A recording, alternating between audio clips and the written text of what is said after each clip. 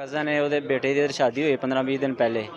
ठीक है, तो उन्होंने सुलह वास्ते बुलाया। उन्होंने कहा साढ़ा थोड़ा कोई रंजिश नहीं है तो आइयो भाई जो भी मामला है। उन्हें एक अद्धा जी साढ़ा बाहर बाहड़े, 3 जी अंदर बाए ने। वो बस सानू आवाज़ जो फायरिंग की आई है तो फिर सानू पता लगा कि कोई वाक़या होया। पुलिस ने बुलाया तो पुलिस मैनू मेरे नंबर तो कॉल गई है, कोई अद्धा घंटा हो गया, पौना घंटा। तो ये मामला तो मैं यूसी से हूँ। इत्थे जिहड़ा वकूआ होया इन्हां दी बच्ची दा कोई मामला हैगा सी। बच्चे ने निकाह कर लिया सी उहदे नाल। उन्हां ने घर बुलाया सुलह करन दे बहाने कि असीं मान कराना कहने आ, साडा इन्हां नाल कोई मामला नहीं, साडी इन्हां नाल सुलह वे।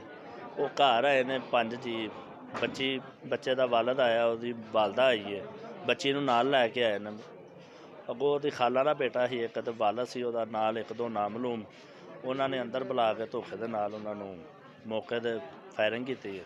मौके ते ही एक मुंडा, उहदी वालदा ते नाल उहदी बेगम, उन्हां दी मौके ते डैथ हो गई है।